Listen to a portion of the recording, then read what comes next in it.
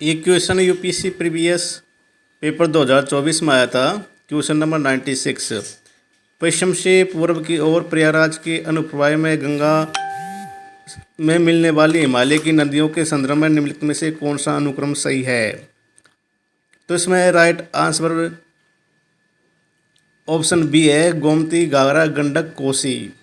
एक बार हम गंगा रिवर के बारे में देख लेते हैं। गंगा नदी एक राष्ट्रीय नदी घोषित है और इसकी लंबाई 2525 किलोमीटर है। ये उत्तराखंड के गंगोत्री ग्लेशियर से निकलती है और बांग्लादेश से होते हुए बंगाल की खाड़ी में गिरती है।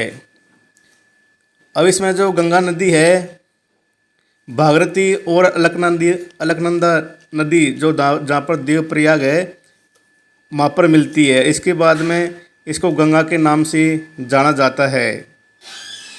गंगा में बाईं ओर से मिलने वाली नदी रामगंगा, गोमती, घाघरा, गंडक, कोसी नदी है। बांग्लादेश में गंगा नदी को पद्मा के नाम से जाना जाता है।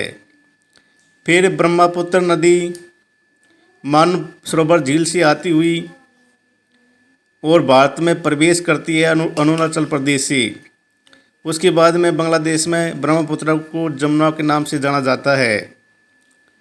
फिर भारत में मणिपुर से मेघना नदी निकलती है और पद्मा जमुना मेघना नदी में मिल जाती है। मिलने के बाद में ये विश्व का सबसे बड़ा डेल्टा बनाती है जिसका नाम है सुंदरबन डेल्टा। और डेल्टा बनाने के बाद में धीरे धीरे अपना पानी बंगाल की खाड़ी में छोड़ देती है। अब हम अलकनंदा नदी के बारे में जान लेते हैं। अलकनंदा नदी पर जहाँ पर धौलीगंगा नदी मिलती है और उस जगह संगम होता है उसे हम विष्णुप्रयाग के नाम से जानते हैं। फिर इसमें अलकनंदा नदी में पिंडा नदी मिलती है, उसको हम कर्णप्रयाग के नाम से जानते हैं।